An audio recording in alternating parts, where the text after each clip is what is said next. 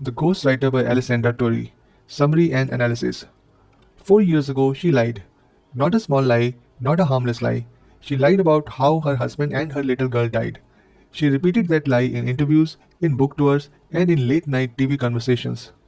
The world believed her because she was Helena Ross, the woman who wrote best selling love stories while quietly choking on a truth she refused to face. Now she's dying, and suddenly the lie refuses to stay buried.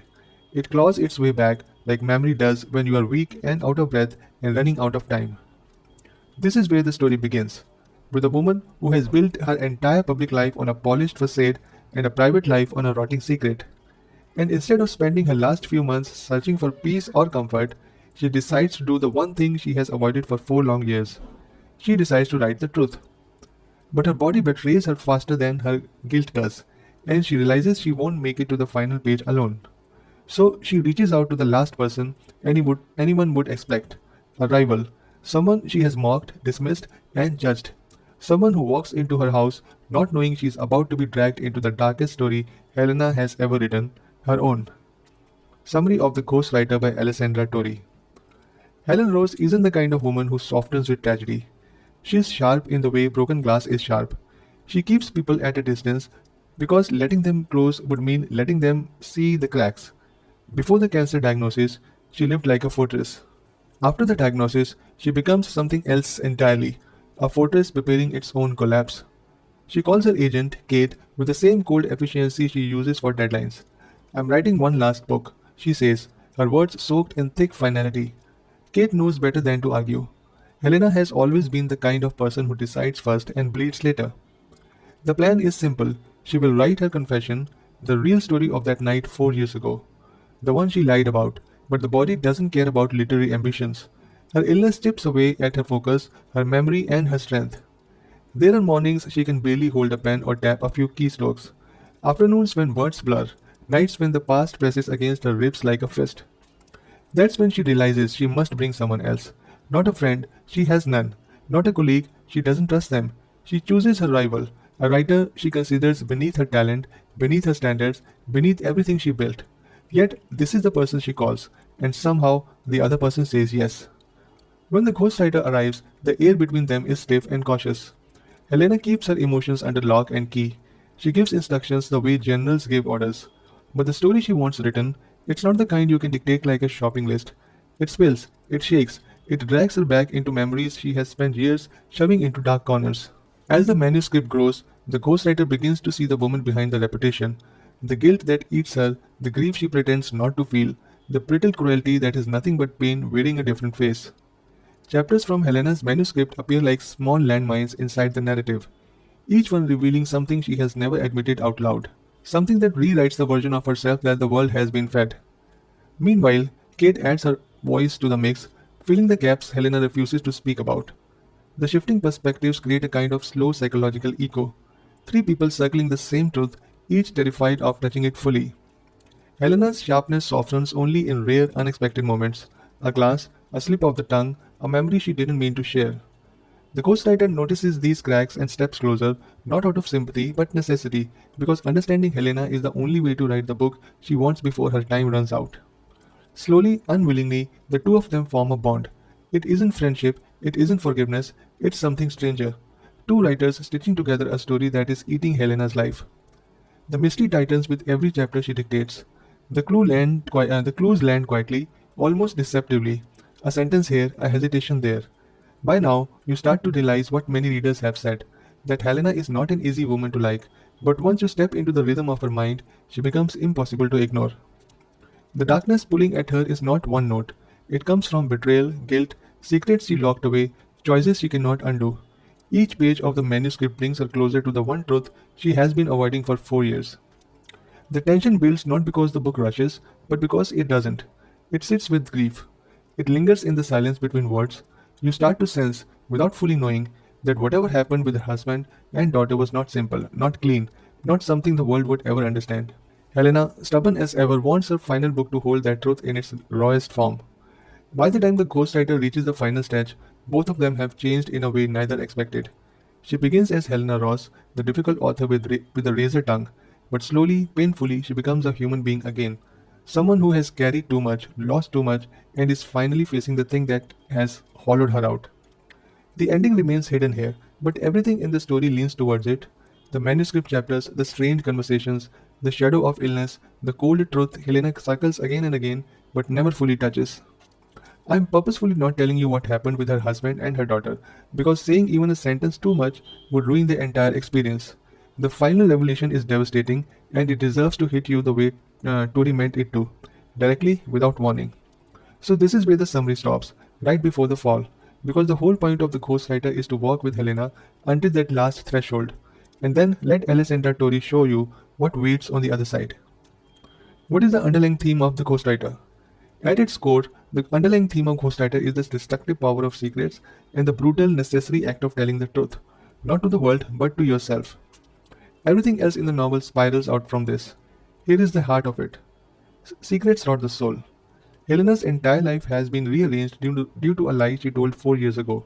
Not a gentle lie, a life shattering one. She carries it like a weight strapped to her chest, and the more she hides, the harder it becomes to live. The novel shows how secrets don't just stay buried, they shape who you become. They twist personality, they harden the heart. Helena's coldness, her cruelty, her emotional distance, they are all symptoms of something unspoken but deeply corrosive. Truth is terrifying, but silence is worse. Helena chooses to speak the truth only when she is dying. The novel confronts a simple, painful idea. We often wait too long to face what haunts us. She doesn't chase redemption, she chases release, though it takes everything she has left. Guilt can hollow out a life. This is a story of guilt so heavy it rewrites a person's identity. Helena's illness isn't the only thing killing her. The guilt is just as relentless, just as consuming. Tori uses Helena's manuscript chapters to show how guilt grows teeth, claws, a voice, and a personality. How guilt becomes its own character inside a person. Grief reshapes people in ways others cannot see. Helena doesn't cry. She doesn't mourn publicly, but grief has fused with her anger, her control issues, and her bitterness. One reviewer said Helena is unlikable. Another said she is unforgettable. Both are right, because grief has made her both. Confession is not about forgiveness, it's about freedom. The novel isn't about asking the world to absolve her. It's about Helena finally telling the truth so she can die without that truth crushing her. The ghostwriter becomes the instrument of that confession. Not a savior, not a hero, simply the mirror she needs to see herself clearly for the first time. So, if we reduce it to one sentence, the theme of the ghostwriter is that buried truths destroy lives, and only by confronting them, even at the very end, can a person reclaim their humanity. What are the main characters of the ghostwriter? Helena Ross, the center of the story, a best-selling romance author who has become cold, sharp, and emotionally unreachable. She's dying, she's hiding a terrible secret, and she's writing her final book. The truth she never told. She is harsh, brilliant, lonely, and deeply human in a broken way. The ghostwriter, the person Helena hires to help her finish the book before time runs out. She comes from a genre Helena looks down on, and their dynamic begins with friction, ego, and old rivalry.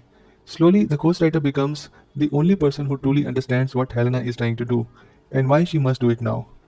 Kate, Helena's literary agent. She is loyal, patient, and often the voice of reason. She knows Helena better than anyone else professionally, and her chapters give you a grounded view of Helena's decline, her behavior, and the emotional wreckage she leaves behind. Helena's husband, not named in detail, his presence fills the story even though he is not alive in the present timeline. He is the fixed point around which Helena's guilt spins. His personality, his actions, and the marriage they had are revealed piece by piece through Helena's manuscript. Bethany, Helena's daughter, again not alive in the present, but her absence is a character on its own. Everything Helena does, or refuses to do, is connected to the memory of this little girl.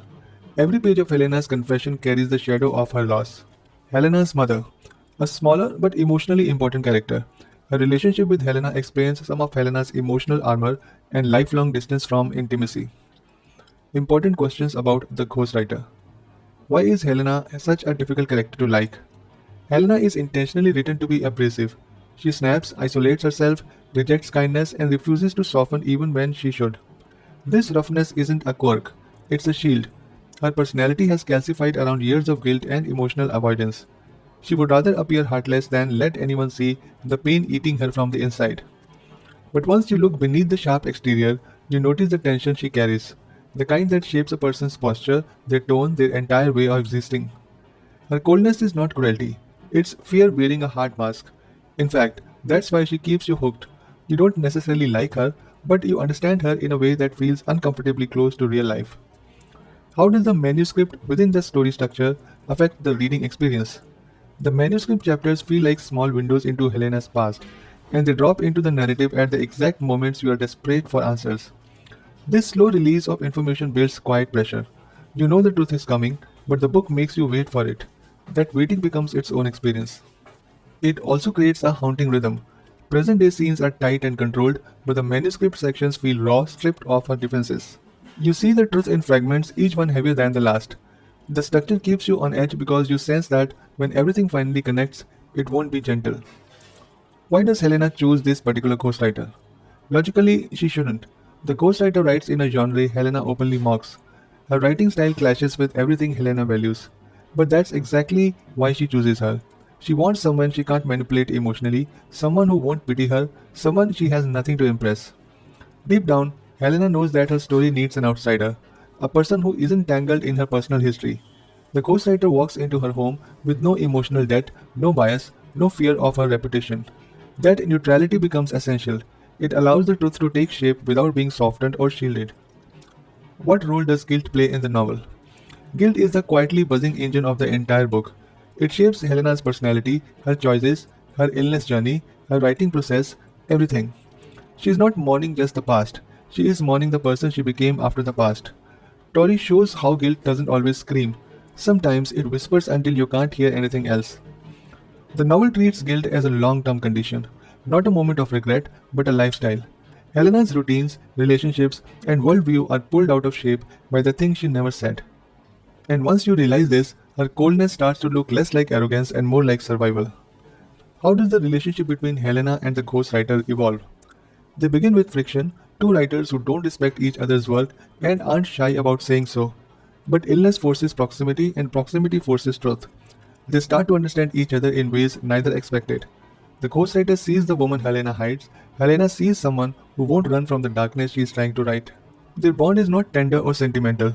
It's built on honesty and exhaustion. The ghostwriter becomes the person who sees Helena at her worst and doesn't flinch. That alone changes the dynamic. By the time the book edges toward its final chapters, they share something deeper than friendship, a strange, quiet understanding. Why does the book feel both emotionally heavy and hard to put down? Because Tori writes darkness without turning it into a spectacle. Every scene feels grounded in real human behavior, not dramatic for the sake of drama, but messy in a way that feels painfully believable. The emotional weight builds slowly, like a bruise forming under the skin. At the same time, the unanswered questions keep you turning pages. The manuscript hints, the whispered guilt, the tension between characters, it creates a kind of moral suspense. You don't want to know just what happened. You want to know why Helena has carried it alone for so many years. That curiosity pushes you forward even when the story gets heavy. What makes the ghostwriter stand out from typical psychological thrillers? Most thrillers rely on external threats, suspects, clues, and villains. Here, the threat is internal. The danger comes from memory, shame, and the human mind's ability to twist itself into a corner. There is no chase scene, no detective, no courtroom drama. The story's power comes from watching someone confront the one truth they have buried the deepest. Her writing itself adds a level of stillness that's rare in the genre. Tori doesn't rush. She lets silence speak. She lets characters breathe even when they don't want to. The book doesn't shock you, it tightens around you. The emotional impact comes not from the final twist, but from everything Helena reveals just before she gets there. Why would you want to read The Ghostwriter? You read The Ghostwriter because it is not a typical thriller. It does something far more unsettling. It pulls you inside the mind of a woman who has spent years building a life out of silence and regret. Every chapter feels like you are peeling a layer she never wanted anyone to touch. The suspense is slow and quiet, but it never loosens its grip. You can feel something heavy moving under the surface, and you keep turning pages because you want to know how far the truth will go. You also read it for the character work. Helena is difficult, sharp, wounded, and impossible to forget. She is the kind of protagonist who makes you uncomfortable, but you still want to follow her story. The manuscript within a story structure gives the book a strange pull. You feel as if you are reading two versions of Helena at once, the woman she shows to the world and the woman she has been hiding. That double vision creates tension you do not get in ordinary mysteries. Personally, I like the writing. I like Tori's writing style, and this book shows exactly how powerful she can be when she leans into emotional depth and psychological tension. Why you may not want to read The Ghostwriter? Some readers may find The Ghostwriter emotionally heavy. It deals with loss, guilt, illness, broken relationships, and a past that refuses to stay buried. The tone can feel bleak at times because Helena is a woman who has shut herself off from almost everyone. If you prefer light reads or clear-cut heroes, this book may feel too sharp, too raw, or simply too sad. The pacing is slow and deliberate. Torre builds the tension brick by brick, letting you sit with Helena's thoughts, her bitterness, her exhaustion, her fear.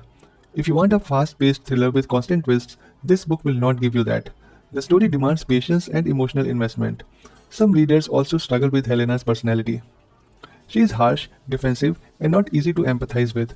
Her inner world is complex, and the book asks you to stay with her even when she pushes everyone away.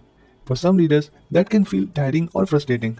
In conclusion, The Ghostwriter is not the kind of book you read for entertainment alone.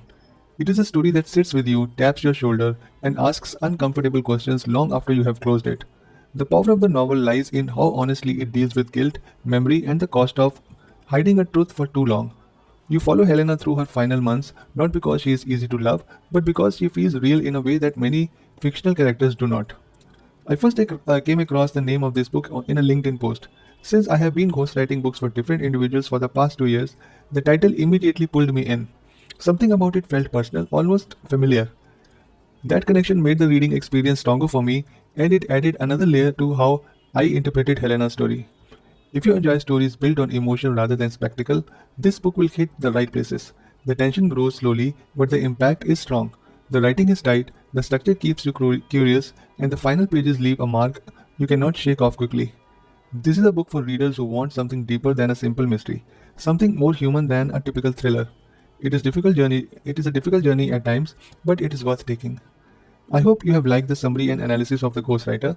If yes, please like the video, subscribe to my channel, or click the bell icon so that you receive a notification whenever I upload my next video.